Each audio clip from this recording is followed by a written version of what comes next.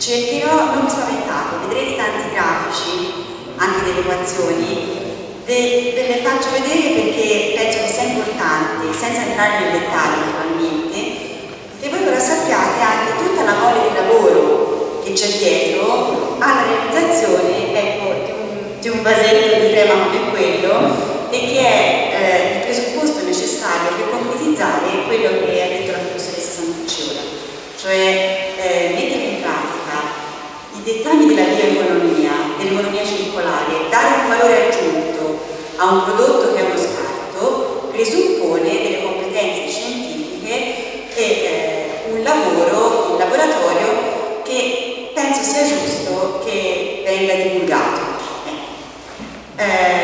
L'idea centrale l'abbiamo capita, si parte da degli scarti. Inizialmente, come previsto dal progetto, ci siamo concentrati sui ricci, che è lo scarto più evidente, ma anche sulle bucce della castagna, perché queste componenti bioattive, che hanno così tante proprietà salutistiche che quindi possono essere giustamente incorporate in un prodotto biocosmetico, sono presenti in tutte le parti della pianta. Sono presenti nel frutto della castagna, che però ha già una sua commercializzazione, per questo non ci interessava, nel legno, ma appunto noi abbiamo voluto osservare e studiare due prodotti di scarto, ricci e bucce. Alla fine ci siamo concentrati, come avrete capito, sui ricci, per adesso per un semplice motivo utilitaristico, perché ottenere i ricci è molto facile e veloce, si schiaccia per ottenere il frutto. Per avere la buccia ci vuole un lavoro un po' più lungo, perché la castagna va pelata, eccetera. Quindi alla fine abbiamo scelto di concentrarci sul riccio. I dati che vi mostrerò saranno quindi relativi inizialmente a bucce e ricci e poi soltanto sul riccio, perché abbiamo preferito portare avanti questo filone. Ciò non toglie che anche le bucce si sono rivelate un ottimo contenitore di queste sostanze bioattive. Noi ci siamo concentrati ora sui polifenoli, che hanno un elevatissimo potere antiossidante, e poi abbiamo visto, come ha accennato la professoressa, hanno anche delle proprietà interessantissime perché stimolano la produzione di determinate molecole, determinate proteine importantissime per il benessere di determinati tessuti come la nostra pelle, quindi il collagene, vedremo. Le bucce altrettanto. Quindi ecco un'idea che potrà nascere da questo progetto, magari proseguire anche con lo studio delle bucce. Quali sono i principali polifenoli contenuti? E questa è la nota dalla letteratura, cioè la pianta del castagno, che cosa contiene? Essenzialmente contiene acido gallico, acido ellagico, castalagina e bescaragina. Noi ci siamo concentrati come punto di riferimento sull'acido ellagico. Perché? Perché essendo il nostro target finale la produzione di un cosmetico, è l'acido ellagico che è noto come essenzialmente interessante da un punto di vista dermatologico, proprio perché con le più spiccate doti antiossidanti e come appunto un agente addirittura protettivo nei confronti di vari stress ossidativi, che sono quelli con cui noi ci troviamo a combattere tutti i giorni, essenzialmente nella radiazione ultravioletta, ma anche con tutta un'altra serie di problematiche connesse allo sviluppo dei radicali liberi. Noi abbiamo quindi inizialmente scelto come definizione del nostro metodo per valutare la bontà o meno di certi campioni come possibili candidati per la produzione di questi estratti, abbiamo scelto l'acido ellagico, che era quello appunto il nostro punto di riferimento. Abbiamo poi, dopo, ecco, qui vedete delle foto, vedete Renato che ci consegna i ricci, Renato è venuto a portarci da Siena. Abbiamo messo a punto un protocollo di estrazione, perché per estrarre questi polifenoli possiamo usare una pletora di solventi e di metodiche. Non tutte sono green, quindi non tutte sono ecologiche, non tutte sono economiche e non tutte offrono le stesse rese. Quindi il nostro obiettivo principale era di trovare la metodica di estrazione che ci garantisse una certa ecocompatibilità, visto che poi il prodotto ce lo dobbiamo spalmare sul viso, un'alta resa, perché se poi la resa è poca non serve a niente, e anche, diciamo così, delle tempistiche ottimali. Per fare questo abbiamo testato appunto varie metodiche, vari solventi, e poi ci siamo avvalsi di una statistica, di una metodologia statistica altamente innovativa, si chiama Response Surface Methodology, e per fare questo ci hanno aiutato colleghi del Dipartimento di Fisica che hanno messo, non era previsto dal progetto, ma mi piace dirvelo proprio perché, ecco, dall'iniziale idea di base poi sono nate delle collaborazioni, sono scaturite delle idee che hanno coinvolto anche altre competenze. Quindi grazie al loro contributo abbiamo visto appunto un modello che ci consente di predire in anticipo, se uno inserisce le variabili di temperatura della fase di estrazione, il tempo e la concentrazione di solvente, già vi dirà quale sarà la resa di quella determinata metodica. Tutto questo poi, una volta selezionato il solvente giusto, è stato passato ad oggi, che ha fatto un ulteriore step, poi ve lo dirà lui di persona, perché lui ha messo a punto un prototipo meccanizzato che quindi potesse, diciamo così, consentire l'estrazione a livelli industriali con grandi quantitativi, ma ha anche utilizzato la tecnica degli ultrasuoni in un solvente totalmente acquoso, quindi totalmente adatto per uno sviluppo di un cosmetico. Queste sono le fasi che ha seguito il materiale. Dal materiale fresco è stato triturato, è stato estratto, inizialmente abbiamo testato 9 solventi diversi, abbiamo anche provato a vedere la resa se conveniva tritarlo a mano o tritarlo con dei mulini. Alla fine abbiamo visto che almeno per noi in laboratorio la macinazione a mano era più vantaggiosa, perché con l'ulino tradizionale la parte spugnosa e cellulosica del riccio non viene ben tritata e quindi si perdeva quella parte di materia estrattiva. Dopodiché è stato liofilizzato, centrifugato e alla fine tutto è stato testato, come vi diceva la professoressa, su diverse tipologie cellulari umane. Noi in laboratorio abbiamo una collezione di vari tipi di cellule, siamo specializzati sulle cellule del comparto osteoarticolare perché studiamo le malattie degenerative delle articolazioni, le reumatoide, l'osteoartrosi, quindi quelle cellule le avevamo.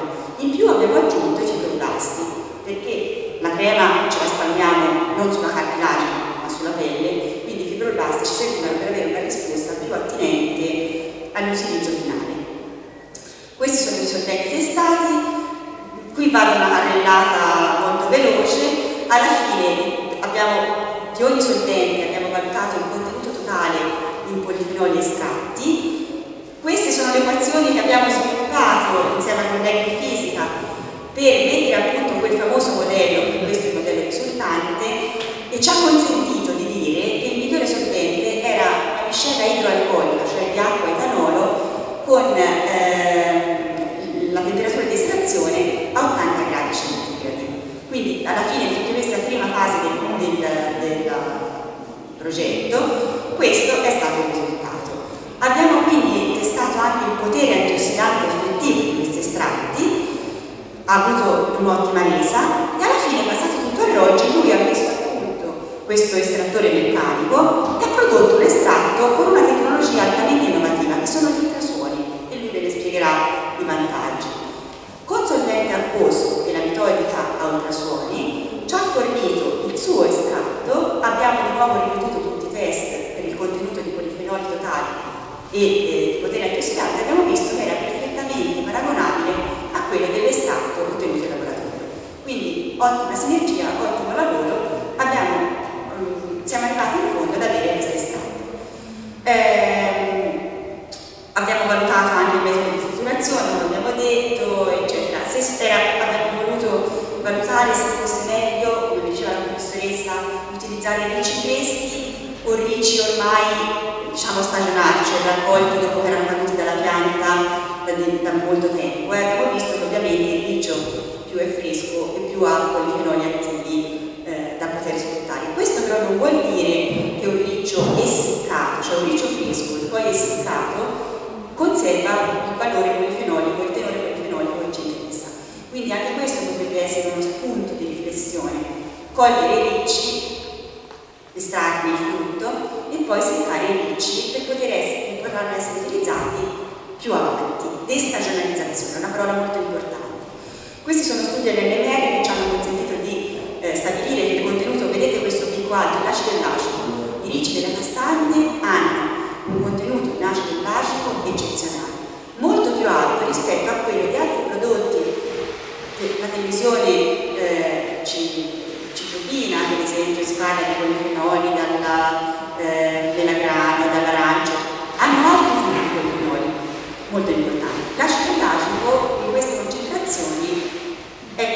sostitutivo nei sottoprodotti della castagna.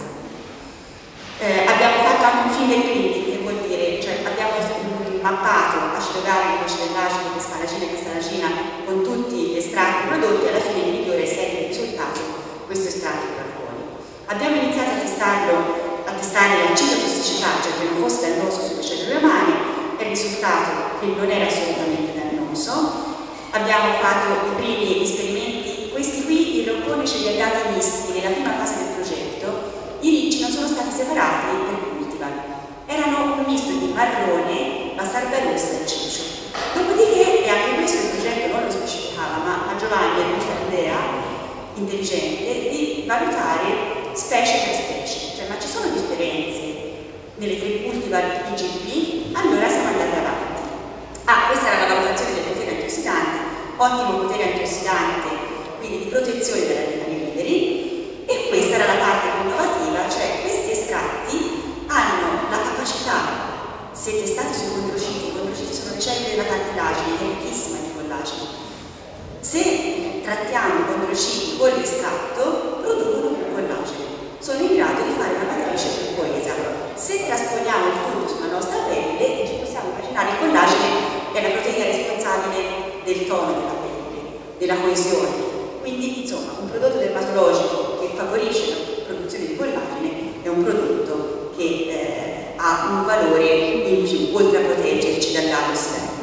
E quindi abbiamo nella seconda fase Roccone e anche l'azienda agricola Le Perelle ci hanno fornito i ricci delle tre varietà separate. Questo io ringrazio, perché capisco che per il coltivatore, per il castanicoltore, fare la separazione insomma è più noioso che raccogliere tutto insieme. Però è servito questo lavoro, perché abbiamo valutato bucce e ricci. Le bucce hanno molti più polifenoli dei ricci, e questo è spiegabile da un punto di vista botanico, perché la buccia protegge il frutto, mentre il riccio ha una protezione meccanica. E abbiamo visto che cece e bastarda rossa rispetto al marrone sono le varietà che hanno più polifenoli. Poi abbiamo valutato il potere antiossidante, anche qui cece e bastarda rossa si distinguono. E infine, questa è sempre la nostra analisi all'NMR, e in questo caso la bastarda rossa ha dimostrato di avere più acido ellagico rispetto alle altre varietà. Quindi, per l'estratto da fornire all'azienda Qualitette, abbiamo alla fine, per tutti questi giochi, abbiamo deciso che la bastarda rossa era quella più promettente per fare questo prototipo. Abbiamo fatto tutti i nostri saggi di botanica sugli osteoblasti umani, sui condrociti, sui fibroblasti. A 24 e a 48 ore di trattamento l'estratto non è risultato citotossico, ma anzi a basse concentrazioni aumenta la vitalità di queste cellule. Per dirla con un termine che oggi va tanto di moda, ne aumenta la fitness, ne aumenta il benessere della cellula. Quindi è lecito pensare che se io mi spalmo sul viso questa crema, la fitness, il benessere delle cellule del mio viso sarà aumentato. Abbiamo testato anche su osteoblasti umani primari, cioè osteoblasti appena estratti io le vado a prendere nella clinica ortopedica quando fanno degli interventi di prosesizzazione, quindi immediatamente migrati dall'osso. Questi osteoblasti sono stati testati e hanno dato ugualmente ottime risposte una volta sottoposti al testato. Questa paginata di saggi sono tutti gli esperimenti che abbiamo fatto per valutare la capacità degli estratti non solo di proteggerci dal danno ossidativo, che è quello che si fa in tutti i laboratori scientifici che lavorano con estratti naturali. Noi siamo andati un po' oltre, e anche questo progetto non lo prevedeva, ma come dico, abbiamo voluto valutare le proprietà di recupero di questi estratti. Cioè, se io l'estratto me lo do quando il danno ormai è fatto, non come protezione antecedente, ma se io mi scotto al sole e mi do dopo la cremina con l'estratto, che succede? Ecco, abbiamo scoperto che anche come effetto di recovery l'estratto funziona. Le cellule danneggiate e non pretrattate, se dopo diamo l'estratto, recuperano molto meglio rispetto invece alle cellule che non vengono diciamo, aiutate, coadiuvate dall'estratto stesso. E anche in questo caso la bastarda rossa è risultata la più efficace.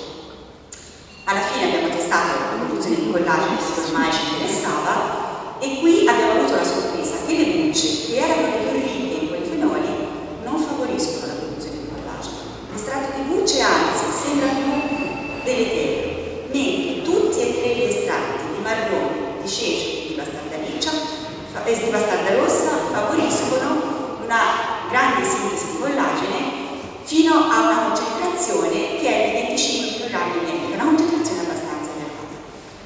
punto, soddisfattissimi di questi dati, abbiamo potuto dare con sicurezza, anche perché appunto per un uso umano, abbiamo fornito l'estratto alla qualitete che ha provveduto a inserirlo nella formulazione cosmetica.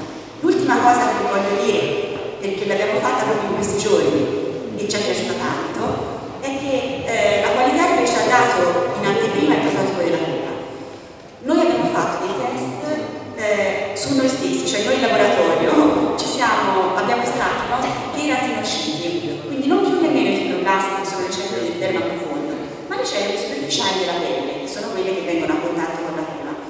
Li abbiamo estratti, li abbiamo trattati con la crema, sottoposti a radiazione ultravioletta e poi fatto il test di quanto erano stati ossidati, come avevano resistito. Ebbene, le creme che ci ha fornito Qualiterbe con concentrazioni crescenti di estratto hanno dimostrato di proteggere effettivamente in maniera dose dipendente le cellule della cute, non solo, ma diciamo questo effetto è duraturo nel tempo, cioè una volta trattate poi l'effetto protettivo del 40% che è un effetto di tutto rispetto, anche rispetto a pubblicazioni di case farmaceutiche note, quindi rimane un effetto che le cellule mantengono anche in seguito a un solo trattamento. A questo punto io ringrazio e passo la parola a chi la crema l'ha fatta.